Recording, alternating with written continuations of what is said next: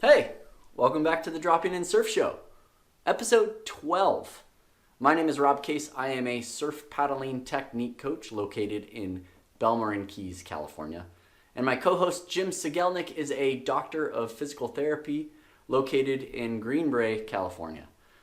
This week, we recorded an interview on Tuesday, July 28th in our evening with Dr. Stephen Duhig of Griffith University on the Gold Coast, Australia, and Pere Campistol, also on the Gold Coast of Australia. Pere is the creator of the Surf Pentagon, which is a program designed to help surfers improve their surfing ability. Griffith University pops up every time I look up surf research. So I've always been so excited to talk to somebody from Griffith University because it was like Jim and I were quoting Oliver Farley from there, and I've quoted from other studies and you guys as well. And there's really, if you look at surf research, there's probably only a handful of organizations involved in it right now, and you guys are really at the infancy of it all, which is, I think, super exciting. So what was it like? How'd you guys end up at Griffith? Let's kind of start there. Maybe I'll go first. Yeah. So I did my bachelor and my PhD up at Queensland University of Technology in Brisbane, and I was also working in elite sport at the time. So on completing my PhD, I was fortunate enough during that time to be able to get some experience as a sessional academic, classroom tutor. Then also got to do some lecturing and course design. So I think that put me in a very good position to get the job at Griffith University, which, I mean, as we just showed you, the Bulinga Beach out the front here, and I might just show that again as to what sort of traditions we have to work in. Man, that's rough. It's very, so it's, yeah, very fortunate to get the job at Griffith. It's my ideal place to live.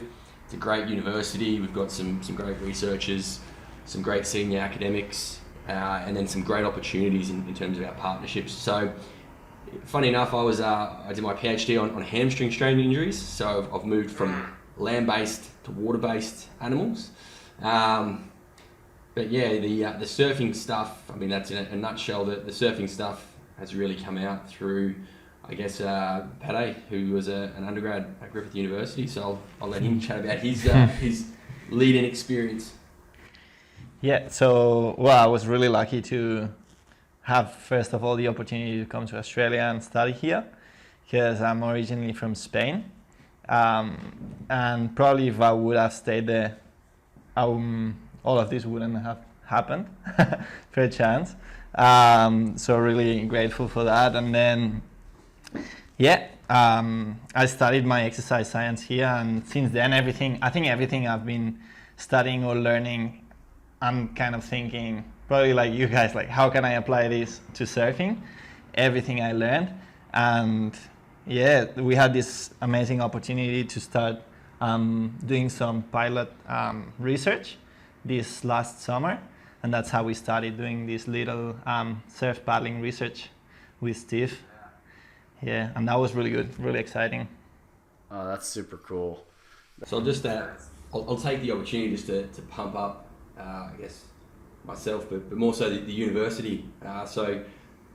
Great position. Obviously, surfing is a very popular sport here on the Gold Coast, but we have in our undergrad program opportunities on one of the capstone courses that I convene, students get the chance to deliver a training program that they design and deliver to essentially assess the effectiveness, and by the way they do that is fitness tests. And Pere was my undergrad student at the time, and I wanted to look at this surf paddling study.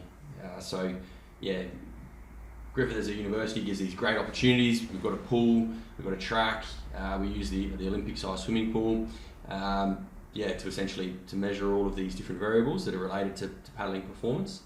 And then it was from that I suggested that he and a couple other students come on and do a research summer scholarship. So some pretty amazing opportunities that we give our students at Griffith. But yeah, came on, and that's where we did the intervention study, which you may have seen some of the video. That was pretty fun. But yeah, started at 34 interventions. Always have some drop-offs.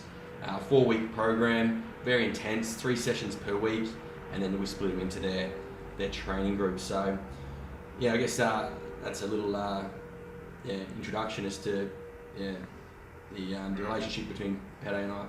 Yeah. It probably wasn't that hard to twist his arm for that study, was it, Pere? Yeah, we were both pretty keen to get into that one. That was pretty fun. It was very fun. Interventions are a nightmare to run. Trying to coordinate people to come in and follow up, and yeah, it's. We were lucky there were no waves during those days, because it'd be hard to move 34 surfers when the waves are pumping, I guess. Yeah. I think Jim and I were just talking about that today, how difficult it would be to get a bunch of surfers just to stay focused in a study. Oh, yeah. I have to live 20 minutes from the beach, otherwise I'd get nothing done. Yeah. Hey, are you guys all done with the study, or are you still in the process of doing the results?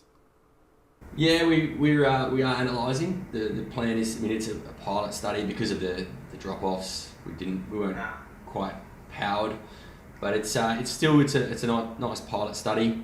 So we do have some preliminary results we've finalised, and we'll be in the process of writing the manuscript to get it out to the keen readers. Cool, very cool. I just know what is online through the Griffith website. Like, can you briefly take us through what the study design is, what's the purpose, kind of some of that interventional stuff you're doing? Yeah. Do you want to take this one? Or? Yeah. We started. I don't think it was done before. So Farley, Coyne have done some research on max strength training. I think they've also done some research on HIIT and then short interval training interventions. But we decided to include mobility in one of the training groups, and then the other training group was doing sprint training in the pool. We were both on that group, and it was tough. And then the other guys were doing some strength training. So we compared the effect of those 3 training interventions. And how we did it is we started with some testing. We tested a lot. We test paddling sprint. We test shoulder strength on the biodex. Unfortunately, it didn't give us too accurate figures, so we decided probably we won't include that on the study. But then we tested sprint paddling time. We tested force on a give me the word. In terms of tethered? Tether paddling. Yeah. And then we also tested strength, mobility, and then we took the groups through 3 different training programs, and then we retested after those 4 weeks. Very cool. What kind of stuff was in the strength training group? What were you guys doing? They were doing a bit of everything, right? Like they were doing pull-ups, med ball slams. They were doing eccentric pull-ups. They were doing a lot of shoulder internal and rotation, external rotation stuff. They were doing straight arm cable pull downs. So the strength was really just based around improving. We had shoulder extension through the pull-up, but we also overloaded that, so super maximal effort or intensity. So supersetting with med ball. So we're really just covering the whole force velocity spectrum in terms of low load, high speed, high load, slow speed. So we wanted to cover all of that. Obviously, shoulder rotational strength. In addition to that, shoulder extension. So it was all just an upper body focus with the strength. The conditioning, as Pere alluded to, was horrible. 3 sessions a week. It was just max efforts, 25 or 50 meter. It was hard. was very hard. And then the mobility. So there's when we do publish, we'll have a little some supplementary material that we can add into that manuscript to show those that are interested with the mobility exercises. So it's not your traditional static stretching. We're really, I guess it gets referred to as sort of your end range conditioning, but really trying to strengthen through end range, shoulder extension, internal rotation, external rotation. And interestingly with the mobility, like it's really strengthening at end range, which I think is very important. But it was just looking at the results, like in terms of the pull-up strength, all groups improved, which I thought was interesting. 4 weeks, we really needed a bit longer, or just a few more participants would have been great. But we were constrained by time. We only had this summer. Christmas was approaching, so it was really just a bit of a pilot study, just to explore the effects of strength only, mobility only, conditioning only. But the mobility group, they were the highest improvement with the pull-up strength. They did see some improvement in the conditioning, although the conditioning group did see the greatest, and a sort of reduction in the fatigue across the 3 40-meter time trials. So it was interesting that the mobility stuff I think it's really set a nice foundation for us to then explore we'll conduct some further studies as to how these things can come into a program. And essentially what we want to do is provide information to better surfers. And we want to help the elite. We want Australia to win gold in hopefully the 2021 Olympics. Hold on, stop. No. Rewind. I was wondering when you were going to stop me there. I was just going to keep going. I'm a fan of Australian surfers. Yeah, me too. It's hard not to root for everyone, all of surfing. It's going to be good to see, isn't it, in the Olympics? Yeah. Yeah. Rob asked me who would I rather surf like, Joel Parkinson or Mick Fanning, and I said Mick Fanning because he seems like a nice guy. And he knows how to deter sharks. Yeah. Hey, so what kind of stuff were you guys doing for the mobility? I think you guys targeted shoulder and thoracic spine, yeah? Was it something specific with the shoulder, like flexion, extension, and thoracic? Was it extension, rotation, or what'd you guys go after there? I should prep you that Jim's a doctor of physical therapy, so he's going to look at it from that perspective every time. Yeah, so I think we should give credit to the guys from FRC, because we used some of their stuff, as in like end range. They call it pels and rails, but it's essentially like isometric strength at end range for shoulder internal and external rotation. Then we did so you get the shoulder at end range, and then you decrease 10 degrees, and then you go do some lift-offs from that position. So it's basically strengthening at that end range, and probably trying to, correct me if I'm wrong, but trying to shift the stretch muscle, like stretch force curve, like the length force curve, because we know that when the muscle is completely lengthened, it's not able to produce great amount of force. But if we do strengthen the muscle at that end range, we're just shifting that curve. So we're getting the muscle stronger in positions that they don't usually, they're not used to work at. So yeah, a lot of capsular work, external, internal rotation. We did some lifts with within this position, like a swimming position. And then we worked on thoracic extension too, a little bit. Jim and I totally nerd out over this because I have Jim at some of my paddling camps, and he'll do a little PT thing. And we're always like, oh man, how cool would it be to have like a study that took a before and an after doing all this stuff. And I sent your study to him, and I was like, look, they did thoracic. I got so excited about it. It was so cool. So where does this? You said this study is kind of springboard it into other studies or other things, or what's going on with it? We've got a few ideas in the pipeline. So Griffith has a formal partnership with Surfing Australia. So we're currently exploring how we might put some sort of study together that can complement, our professional surfers. So I mean, I can't speak too much about it at the moment, but Come on. I don't want to say that it'll happen and then it doesn't happen and it looks silly, but it's So I think it's allowed for the springboard. The pilot data's there, so we want to then see how we can help our surfers improve paddling. Obviously, get on the waves easier. Energy economy with getting out and just being able to stay out longer and not waste energy, I guess, on paddling and saving that for landing all those aerials and winning gold.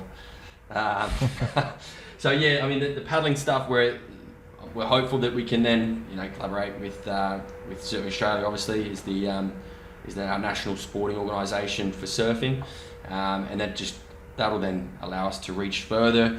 Get the attention of other surf researchers or even just surfers that are interested in improving their whole surfing across the whole spectrum. Paddling, we want to look at some skill acquisition, and I'm hopeful that a young aspiring surf researcher, Ricky Dan, is going to come on and do a PhD, and we want to look at some skill acquisition whereby we get them into I'm not going to give too much on this in case someone tries to take the ideas, but essentially we want to get a surf pool, so we can standardise the wave, the environment rather than going out into the wild, and then just look at how we can further or improve our ability to for them to acquire skill. So we've got some really cool studies in the works, but I think that one, like, to me, an intervention period with 2 different types of interventions over a period of time, and then you go back into the wave pool and see how that changes, and that's surf performance. And I love the paddling, I love the foundations of surfing, but I think moving into that performance stuff, that's where it becomes really exciting. So there's that aspect, and I think the shoulder injury stuff, like moving into the injury aspect as well, is quite important. And coming from a hamstring strain injury background, it's injuries aren't, I guess hamstring injuries seem to be quite sexy, but injury prevention isn't necessarily. But my vision is to have Griffith as the world leading surf research centre, and attract senior researchers, aspiring researchers, plenty of PhD, master's students, and have the world's best come to the university to improve their surfing and to get amongst our work. So that's the big picture, I guess, is establishing that centre. So I'd like to cover all things surfing, from paddling, duck diving, breath hold, injuries, common injuries, lower back, shoulder, performance, skill in terms of the skill acquisition stuff. And there's been a few inquiries so far to date, but I'm hoping that'll increase, and there'll be plenty more coming out of Griffith University. That's very cool. And I like how you guys kind of start at the elite level. Do you, this is like just a hypothetical, most surfers are not at that level, at that performance level. How much do you think the studies will have to alter for, the average Joe or Jane out there versus the elite? So I spoke about the skill acquisition stuff, but to be honest, you're going to have a greater effect with the guys that are intermediate, the juniors, the up and comings. I don't think you can really target it at the guys where there's not much room to wiggle. So in fact, the research, while you'd hope that it can translate to the top and help them improve by 1 or 2%, I think with our research, the majority is those up and coming, and then with recreational, so that the stuff that we did with the surf paddling, we'll get the exercises out there and the information, so those that are trying to improve their paddle performance can use some of that information, and what we've tried to do with the videos and with our dissemination is to try to make it as lay as possible and as user friendly, so that people understand they don't have to go and read a paper. It's there, the video's there, they can get that information and then immediately apply that to their own surfing. So yeah, it's exciting working with the elite, but I think the contribution you can make when they're already absolute guns is minimal. So yeah, everyone underneath is where there's improvement. So that's we're inclusive. We'll take everyone. We want to help everyone in terms of surfing and boost the sport. It's a great sport. Well, minimal improvement at the elite level is a big deal. Yeah, it is. Yeah, trying to get that 1%. Yeah, absolutely. Yeah, it's. Is that where the Surf Pentagon comes into play for the recreational surfers? Yeah, perhaps. So the Surf Pentagon started a couple of years ago. I was trying to combine it with my studies too, and after doing the surf paddling study, actually, that's when it got like the biggest push, because some of the not everyone, but some of the guys that participated in the study said, "Hey, what's up when the study finishes? We want to keep training. We really feel that this is helping us to paddle better, feel more confident in the water. We feel stronger, and we want to keep training." So that's how we started, and we then just kept training. We did a 12-week program. Again, that included a mix of all the training modalities, which I think is great, because paddling is not only strength. I think paddling is strength. You need that endurance, and you also need that mobility. And we also include some breath hold work. Yeah, and we had a really good time. We did like 12 weeks of training, and then we retested at the end. Everyone improved, and we're just building a really nice community here. Then unfortunately all the COVID things started, and that backed us up a little bit, but we'll start running those training sessions soon, hopefully. Very cool. Not that I'm biased at all, but I would throw in surfing paddling technique also with that. I agree. I think that's really important. Yeah. Do you know a little bit about that, do you, Rob? I'll pack my bag.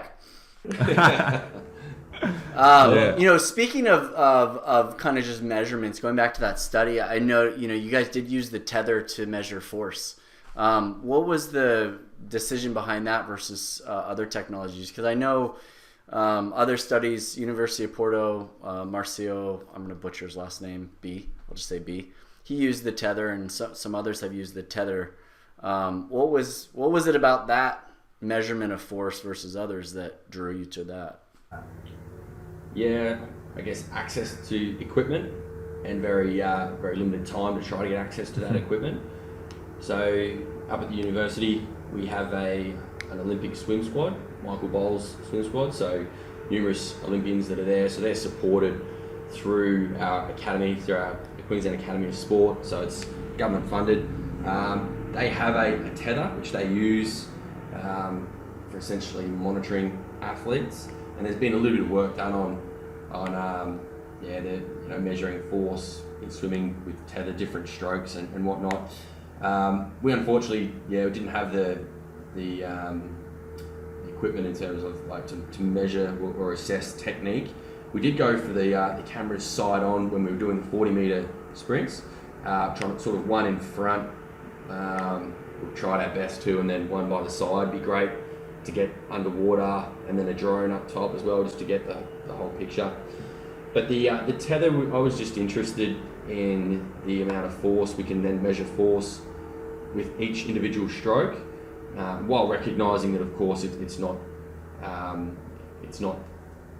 completely representative of being out in the ocean, because you're paddling against resistance.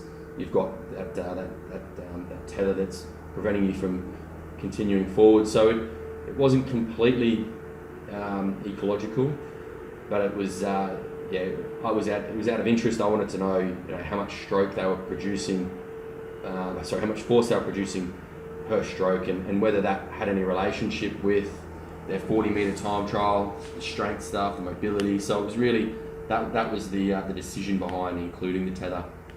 Yeah, you just needed a baseline essentially, and to see did they improve or not. Essentially, yeah. I only ask. It's not a loaded question. I use the Aquanex system, which is developed by Dr. Rod Haverluck here in the States, and he's the big swim coach. And then there's a company out of Finland and another company out of China that are developing new force tools, and I've been testing them. And I just ask because I always wonder about the margin of error of it all. Because some of them use accelerometer, some of them use GPS, and I was wondering, because I've seen now 2 studies now that have used the tether, and I was wondering if that was it just limits the range of error or not, but apparently it could just be budgets, because this stuff's pretty expensive when it comes out. Some of the future studies that we're planning to do would be great to get them into a dark room and do some kinematic analyses of technique. We do have access to underwater cameras. It was just too short a time to try to get it in. But it's there is other tech out there, and we will hopefully be able to use it all in the future. In terms of the reliability, we were affected by COVID. We'd had some guys coming in. We got a small group of the guys that we did the intervention with that came in to do retest. But the plan was to get at least 15 to do some correlational stuff to see, the reliability between retest. But certainly the guys that we did, it was within 5% with the retest on the 10-second all-out bout and also the 30-second. So in terms of reliability, it looked okay, but I think it would be good, to have some other measures in there as well, given the tether isn't a true representation of paddling. But just on that, and I think interestingly, just looking at some of the results, as you'd probably expect, there was a strong relationship or correlation between that tether, the mean force across the 10 seconds and also the 30 seconds and your 40-meter time trial, and then it was a smaller effect, a weaker relationship between the strength and also that tether and 40-meter time trial. So from all of the variables that we looked at, it seemed to be that strength was the one that had the strongest relationship with your 40-meter time trial. But it was interesting to see that certainly the participant, and this is just breaking down each individual, the participant that was the fastest, and he was rocketed through the water like you wouldn't believe. It was a 21-second 40-meter paddle from a starting position. And if you compare that to the current 50-meter freestyle world record, they've even got a dive start rather than a dead start. And so he was, how tall is he? 204 centimeters tall, weighed 81 kilos. Spanish, but he lives in Australia. That's what did it, right there. There you go. From the Canary Islands too, isn't he? Yeah. So he's a Canary Islander. But watching this guy, he was like a spider on water, high elbows, diving, like he didn't have a big push phase, but certainly it was just high elbows and it was impressive to watch. Now that we have the expert here, I want to ask you, what do you think about leg kicking? Because that was one of the questions everyone would ask, was like, shall we kick with the legs? Are we allowed to do whatever you want? Just get to the end as fast as you can.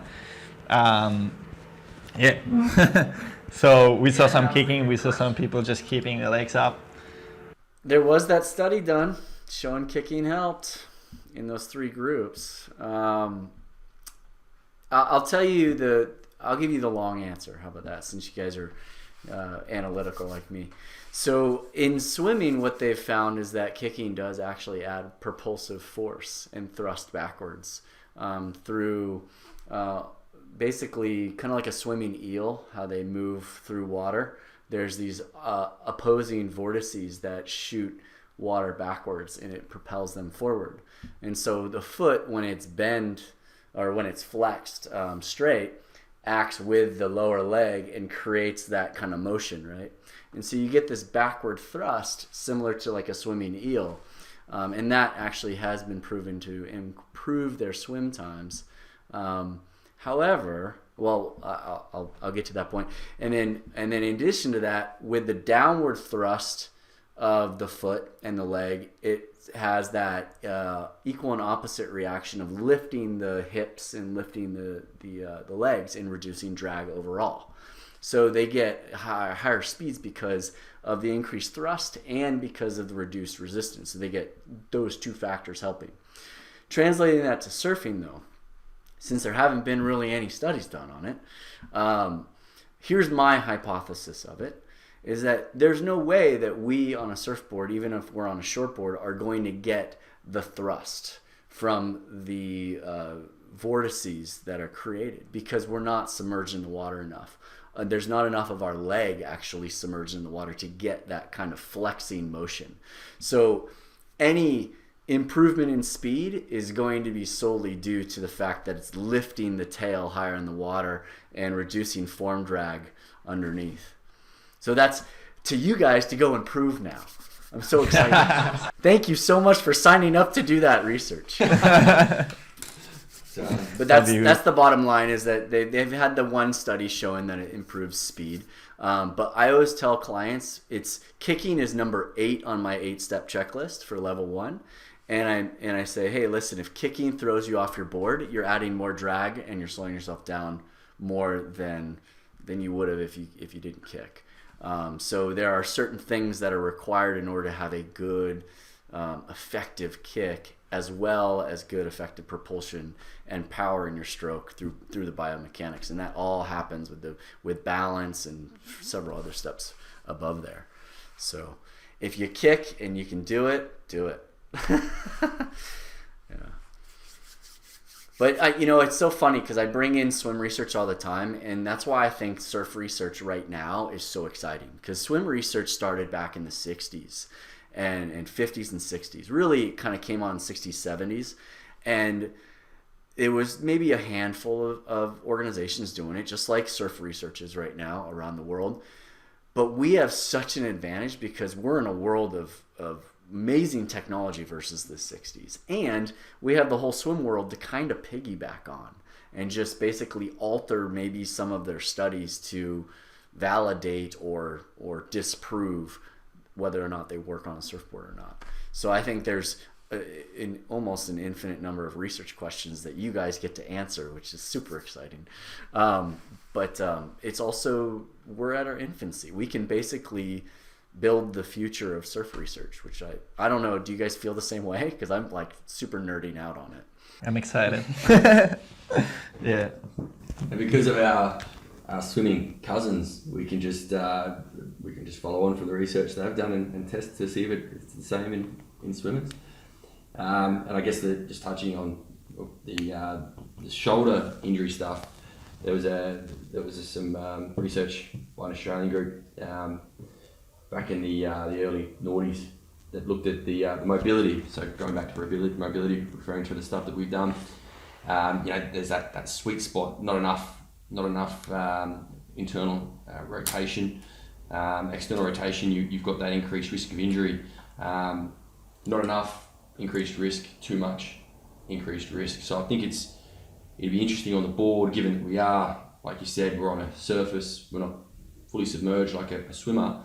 Then just sort of comparing to see the differences, or whether that we still do see that phenomenon in the surface. And I think that, Jim, you might have some thoughts around that with mobility. Like we saw huge increases in mobility with our group. The strength, sorry, not the strength weren't, but the conditioning and also the mobility groups, just with that active, that hand raise like they do in swimming. Yeah, I was pretty personally fired up to see your guys' mobility work get the performance like output that it did, because my profession right now is kind of like in this like divide of like kind of poo-pooing like more manual therapy based mobility stuff, you know, saying it's like short-term effects, it has no maybe carry over to performance, everything's kind of shifting focus to more of an active approach, so like strengthening, conditioning, and what you guys kind of did hearing about it, it's kind of like quasi, like it wasn't like classic passive stretching or manual therapy, but you guys were kind of doing some like neat stuff at end range, maybe like isometric type stuff at end range. So like I guess the clinician in me goes, you know, it's neat to see, because like as far as I know, like the performance aspect hasn't been like greatly looked at, with just looking at like how an adjacent structure would affect performance. And what I mean by that is like in the clinical world, we can look at thoracic spine extension and go, okay, if we improve thoracic spine extension by whatever mechanism we think that happens by, that can help patients with neck pain and shoulder pain. And the mechanism is debatable, you know, but there isn't really good evidence to say, okay, if you improve thoracic spine extension, that should help you swim better. And I think it's funny that you guys did that study, because like when Rob and I met 4 or 5 years ago, like I was like, oh, that like there's got to be that connection there, you know, thoracic spine extension. I see it in the clinic all day long. Athletes tell me it gets better, or they feel stronger when things improve, specifically in that area. So to see the mobility, and I think you said the mobility group got the biggest kickback on, was it the strength test, the pull-up. What's up with that? Like, you know, like that's pretty amazing, you know? So that was super cool to see. But going back to like some of your like ratio tests, there's some clinical research that looked at the external internal cuff ratios at 0 degrees abduction. And then Farley's group actually did some with surfers at 90 degrees abduction in the people were prone. And essentially he looked at like trying to find the ratio that would potentially predict injury. And, you know, the study has some limitations just with mainly the N. The N was kind of small, but like, I mean, I think there's something to that. Like, I think going where you guys are going with your goal, like, I think the elite athletes, so the people in the WSL, like what I kind of visualize in the future is almost like how we would go to a primary care doctor and get a physical, right? So you can almost have a screening tool and be like, okay, like, you know, welcome to the QS. We're going to check your external to internal ratios and various degrees of abduction. And if there's something wonky there, like we're going to work on that. And if it's relevant, it should improve performance and prevent injury. So, yeah, I think the field's wide open, and I think what you guys are doing is really great. And I could only imagine with your goals, you're just going to build off of the things that you learn about from the prior research. Okay, we could have done that a little better, and I'm really excited to see kind of where it goes. Like, I've been a big fan of Farley for a bit now, and it's like you can almost like date him and Coyne's research and go, they're getting so much better at designing studies as they go, you know? And so it's been really fun to see, and yeah, I'm looking forward to seeing more from you guys. That's it's really cool. Yes, it will be exciting to follow on. I think the guys down at HPC, the High Performance Centre, they call it the Shepherd era. When he was down there, as we can see, you look at the literature and there's just heaps of work. They did a lot of work when they were down there, and it was pretty cool. And yeah, it's I guess they were the pioneers certainly here. They did a lot of the work anyway. Very prolific. So yeah, we'd like to take over. I know Joseph's gone over to Shanghai and now is the performance manager for the UFC Institute there. But yeah, he has some cool stuff. I've spoken to him and he's excited as well with someone else taking off where they left and continuing. But just on the mobility, like again, the mobility stuff, just so we really drive it home is that we think mobility just stretches, but it was end range. It was your PNF stretching. It was isometrics. It was concentrics. Eccentrics. It was eccentrics at end range, and I think that it must just be the transference from that end range strength training is what's helped the mobility group. But anecdotally, all of the participants in that mobility only group were talking about how they could feel the water, catch the water better, and it makes sense. If you can get into that hyperextended position, which we need our thoracic mobility for, and you can catch that water in that internal position, and it just feels better because it has not any sort of tightness or restriction, then it should make you perform better. So it's I think it's exciting to put it all in together and then put it in this one. I think would be amazing, but we can certainly improve our methodology with what sort of equipment that we used. So yeah, we've only got bigger and better things planned for the near future.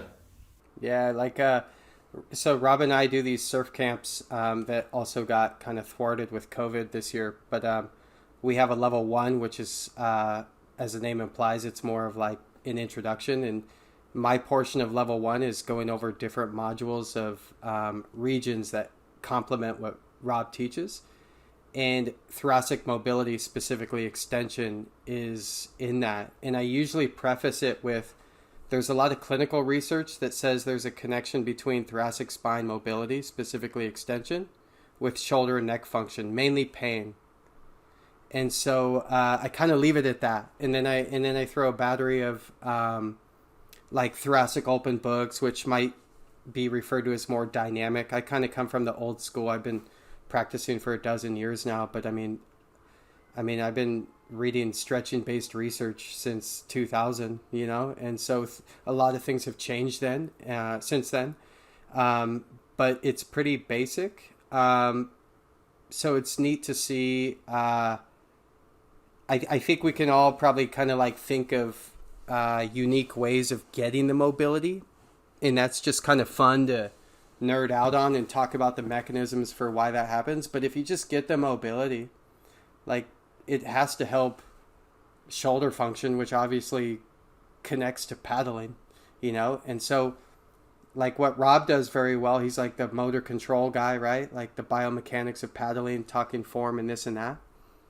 And then there's all these extra things that I call prerequisites. Like, you should probably have a certain amount of thoracic spine extension to make the whole system work more efficiently, and obviously strength and endurance. But for me, it's really exciting to hear that you could maybe work mobility and see some transference to some like strength performance. So that was super cool. I'm curious, Jim. This goes back to an earlier conversation we had, how you talked about talking about baseball. This is an ongoing inside joke, guys, but we somehow always get onto baseball. How the shoulder basically, for a better term, mutates for pitchers than it does for other people. Was that a good summary of what we talked about earlier? Yeah, more or less. What he's referring to is scapular winging. And so the body of evidence showing that winging may or may not be a abnormal finding, or a finding that predicts or is relevant to pain.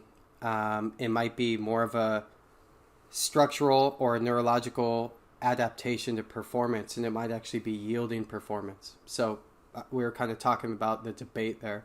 Yeah, so this adaptation, where I'm going with this is, it would be so interesting. Let's fast forward 10 years from now, and we have, people from all around the world come to you guys now, and you're starting to see distinctions between how they were raised. Were they purely a surfer growing up? Were they a surfer swimmer growing up? Were they purely a surfer and then adult learner, or a swimmer and then adult learner surfer? Do you start to see these adaptations in their mobility that are more beneficial than another? Again, to me, like that, does a swimmer really have an advantage in paddling, because I see from a technique point of view, Australian surfers have a certain type of technique, whereas there's Hawaiian surfers have a different kind of technique, and Southern California has a different technique than Northern California, and I see these little tiny distinctions. It'd be interesting for me from a technique point of view. Can you take all of these different distinctions that I see, and do you see mobility differences or adaptations in the arms? And again, this is self-serving, but I don't know. That's the way I think about how far we can take this. Yeah, I think certainly think the sporting history background comes into it. The intertubercular groove, like you spoke about, was it cricket that you said? Yeah. Cricket? Yeah, we like cricket, man. I'm really into cricket. dude, I gotta tell you this story before I want to hear from you, Steve. But listen, dude, I was in Australia and I made the mistake of calling a cricket bat a paddle, and the guy was gonna kill me. He like turned around and was gonna his head was gonna explode. It's a bat. I was like, oh, sorry. Yeah. But it's I think the technique and also the experience does come into it. Like you see some bony adaptation, like the intertubercular groove, bicep tendon sits in, does shift, so it twists. If you've had someone that has thrown their whole life, so they've had time. Bone obviously takes longer to adapt, and you do see these very specific adaptations. So I think that would be very interesting to start if we could get the all these different styles, if you like, to assess, like paddling technique and how that does vary and what sort of influence that has on performance and perhaps some other structures that influence mobility.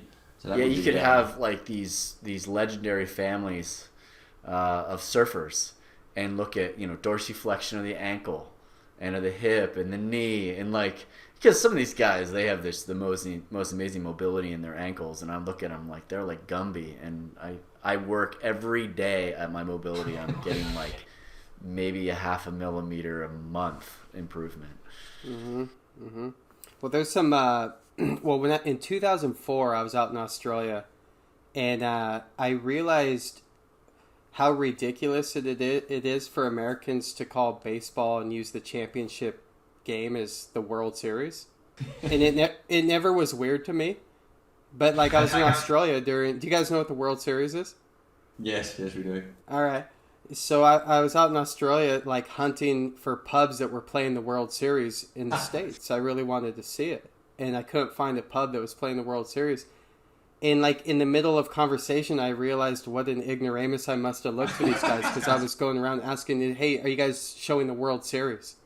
Yeah. And they're like, what are you talking about, the World Series? This is Australia. I'm like, yeah, I guess it should be called the American Series. I just felt like such a loser. But that's we got Canada in it. It's the North American Series. That's right. That's I right. guess technically they are the world champions. There's just just no one else is included. Yeah. It's so bad. Yeah. Well, better the World Series sound than just the American Series. Right. It's all about the marketing. Yeah, it could get carried away there, I'm sure. Well, Steve, I was really intrigued and interested with all the research you did with hamstrings, man. When I had actually read some of your research in the past, and it kind of correlates with some other research talking about the eccentric training versus concentric and what that does to pennation angle and fascicle length. And it seems like you and your crew of cronies did quite a bit on the hamstring. Yeah. What prompted that interest? So during my undergrad, I had a keen. My aspirations were elite sport, work as a strength conditioning coach, and perhaps The rest of my naive cohort, we thought as soon as we'd have our undergrad degree, then these elite sporting organisations would just be fighting over us, which turns out that's not the case, believe it or not. So I was fortunate enough to get involved with Anthony Shield, who was my principal supervisor for my PhD. I helped them out with their some of their work. That was essentially the inception of the Nord board. That was coming out of the lab. It was very prehistoric in terms of what it looked like. But it was I was helping those guys out through my undergrad and doing some research experience stuff throughout the summer, and I saw I saw a trend with those at the top. If they weren't previous players and they had PhDs, and I saw that as value adding to an organisation. If you can be an expert, and I'm by no means an expert in hamstring injuries, but if you had some skill set that can complement the program, then that's probably going to improve your chances of being employed. So yeah, I set out on the postgraduate experience, and hamstrings being the most common injury in running based sports, I thought, what not better injury, and I've got some guys here that are doing some pretty cool stuff up at QT. So yeah, just fortunate to get involved, and we continued our work, and got to work with elite sport, and I've received invitations to present at numerous clubs here in Australia. Over at Leicester City Football Club, they're advocates of our work. Present at world congresses, so it's been able to travel the world and present. It's pretty exciting. So yeah, the hamstring, that was really just lucky that I was at QT with Tony Shield, and they were really starting to build some critical mass with the research team and our outputs as well. So yeah, that was great fun. Hamstrings, as I said earlier, they seem to be the sexy injury. Get a lot of attention, especially on the likes of Twitter. There are some great battles, maybe debates, more so battles. So yeah, that's how I got into the hamstring stuff, and it'd be interesting to further explore, some of to delve a little bit deeper into, the mechanisms, I guess, behind what's improves your mobility, and getting the ultrasound onto some of the muscles associated with the shoulder, and then have a look at some of the architecture. We know with the hamstrings, at least, we've shown quite a few times that there is this distinct difference. You do the concentric only, the knee flexion. Someone then lowers the weight for you. You then just keep doing those knee flexions, and it is heavy. It is of an appropriate relative intensity. That we do see this shortening of the fascicle length. So increased pronation, decreased fascicle length. So on the other hand, with the eccentric only, and maybe this will help with some of the mobility stuff. I'm not quite sure. We'd have to explore that, have to investigate. But the lengthening, active lengthening, and very super maximal, well above your 1RM, your concentric 1RM. We see these changes, decrease in pronation angle and an increase in that fascicle. So I think it'd be cool to start exploring some of that work in surfing in particular, and theoretically, if with the greater contractility and the speed of shortening with those longer fascicles, so perhaps that can further assist with the force production during paddling, of course with correct technique. Yeah, Good one. Good one. Yeah, it's all stuff that I'd certainly love to throw at the surfing research and see, delve into the muscle architecture. We know that determines function. So I think it would be quite interesting. So let me ask you guys a question off base. If professional footballers came to you and said, "We want you guys to do stuff for us," would you depart the whole surf research right now? I wouldn't. I was just going into surfing. Right on. He's true. So he's a one sport only man. Yeah. Yeah. Me on the other hand, the more in the bed, the merrier, I say.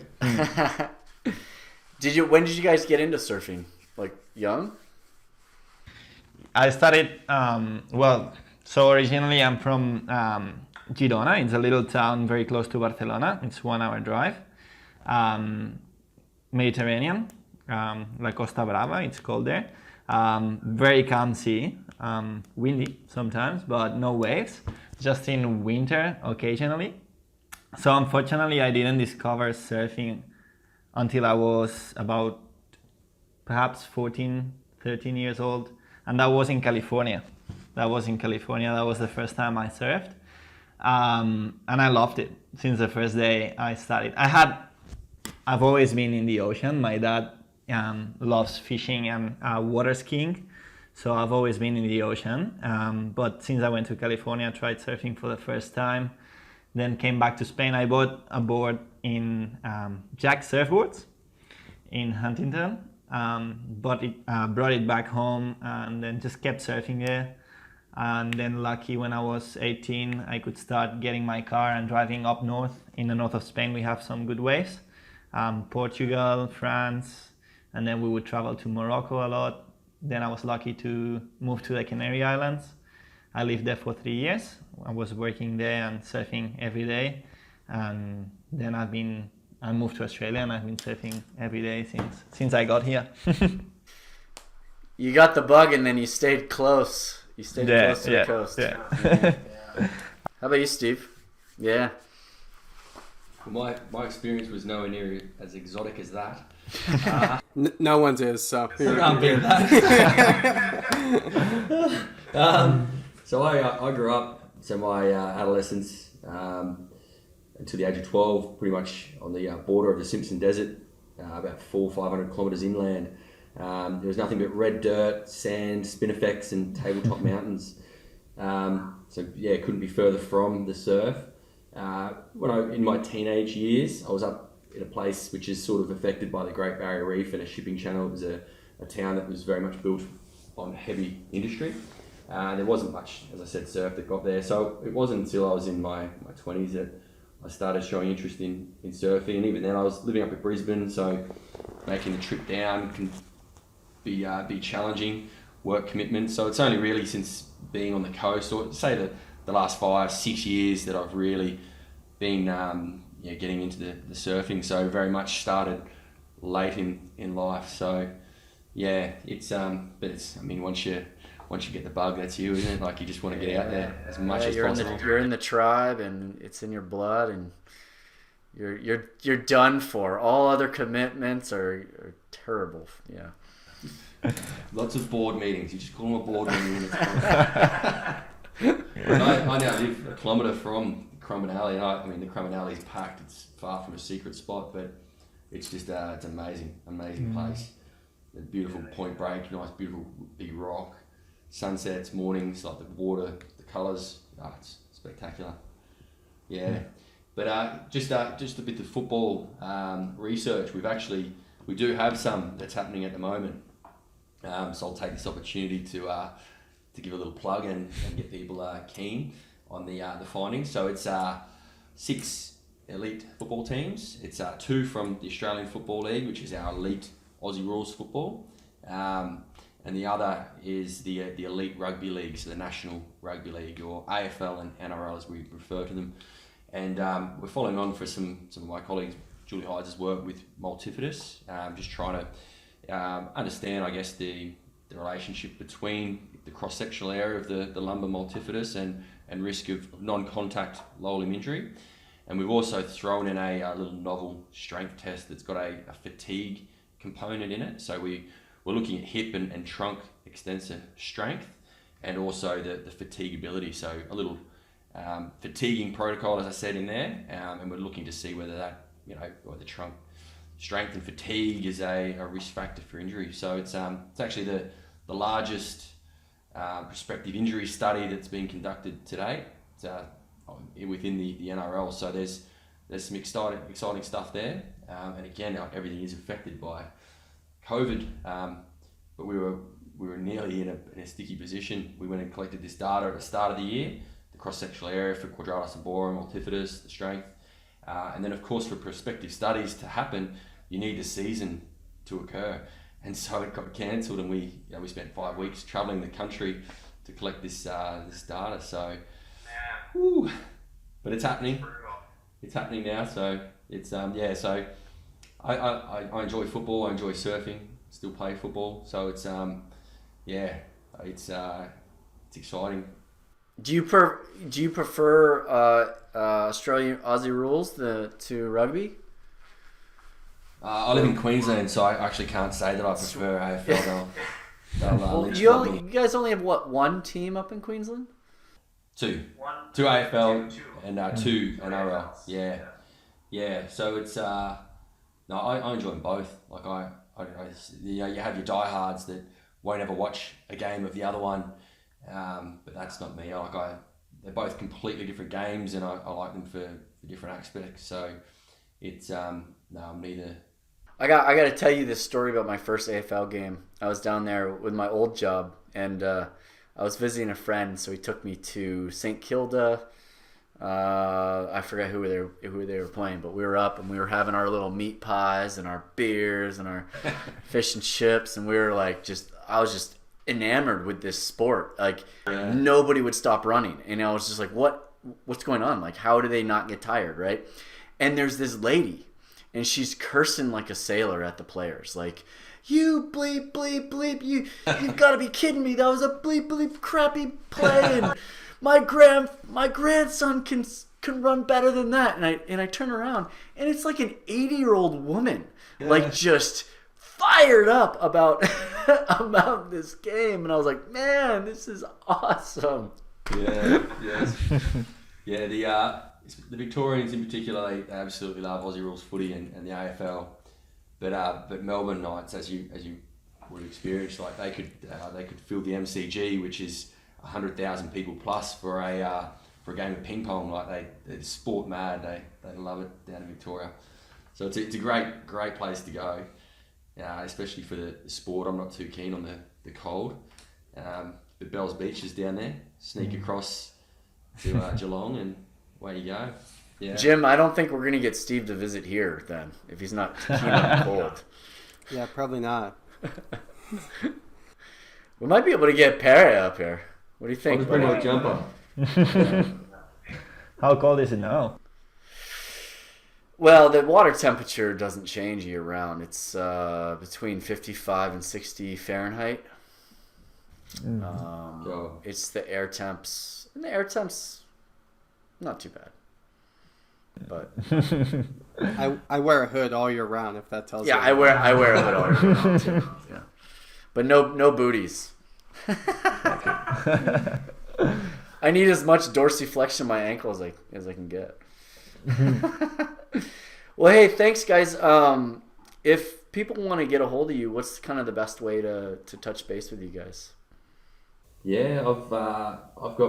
Email. You can always search me on the Griffith website, Steve Duhig, Griffith Uni, and you'll see my page on there. Social medias, Instagram, Twitter are the big ones, but I focus my social media in terms of Instagram toward my professional life. So yeah, email or one of the social medias is good. Same here. Yeah. Instagram probably. The Surf Pentagon. Surf Pentagon, yeah, absolutely. Very cool. Thank you guys for sharing your time today and your knowledge. And man, you guys have definitely an invite if you're ever in the States again. Absolutely. That'd be awesome. And, we'll let you know when we're visiting you guys whenever we can travel again. Yes. Hopefully soon. If ever. Hopefully soon. Yeah. But yeah, we should certainly do this again in 12 months or something, and we can give you an update as to all the exciting research that we've mentioned. I'd love that. Yeah. Please do. Yeah, keep us posted. Yeah, we will do. All right, right on, guys. Keep showing mobility helps strength. That gets Yeah. Yes. And we'll get those videos out. So if those are interested in seeing what the mobility exercises that we were using, they can check it out. Absolutely. Yeah. Fantastic. Well, thanks, guys. Appreciate it, and stay safe and healthy, and we'll talk in 12 months or sooner. Thanks a lot, guys. All right, guys. Thanks. See ya. See you guys. Thank you. Yeah. Well, there you have it. That was pretty cool. So if you guys want to learn more about Dr. Stephen Duhig and what they're doing at Griffith University, you can contact him directly at the university. And if you're interested in Pere's Surf Pentagon, you can contact him directly as well. Of course, feel free to send us comments, questions, suggestions for new episodes to myself, Rob at surfingpaddling.com, or Jim at saltypt.com. Until next time, we'll see you in the water.